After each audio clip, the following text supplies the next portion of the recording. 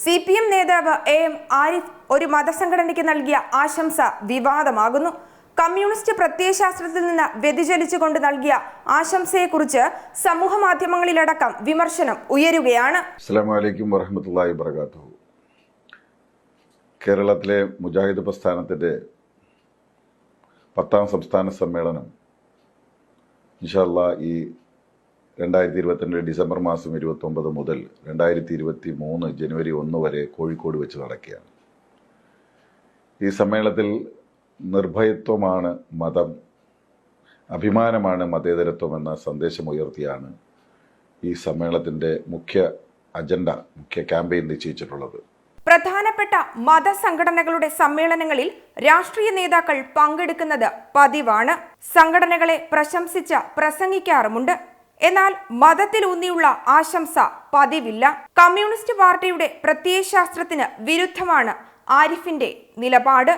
മതം എന്ന് പറയുന്നത് അള്ളാഹുവിന് മുമ്പിലല്ലാതെ മറ്റാരുടെ മുമ്പിലും കീഴടങ്ങേണ്ടതില്ല. അള്ളാഹുവിനെയും റസൂലിനെയുമാണ് നാം ഭയപ്പെടുന്നത്. അതിലുപരി മറ്റാരെയും ഭയപ്പെടേണ്ടതില്ല.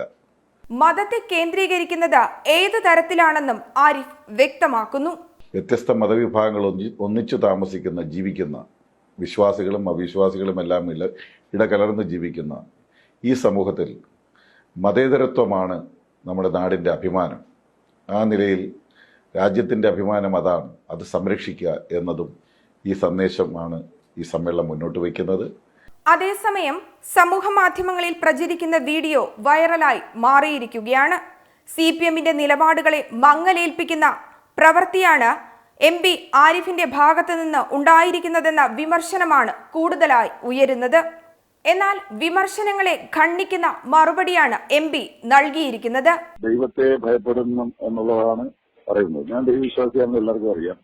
ഇതിലെ സംഘടനകൾ തമ്മിലുള്ള തർക്കത്തിന്റെ ഭാഗമായിട്ടൊന്നും കക്ഷി പിടിക്കാൻ ഞാനില്ല. അതിൽ ഓരോരുത്തർ അവരവരുടെ ഇതിലേക്ക്. അപ്പൊ ജമാഅത്തെ ഇസ്ലാമി എന്ന് പറഞ്ഞ സംഘടന കുറെ കാലമായി ഇടതുപക്ഷ വിരുദ്ധമായും ശക്തമായ നിലപാടെടുക്കുന്ന ഒരു സംഘടന.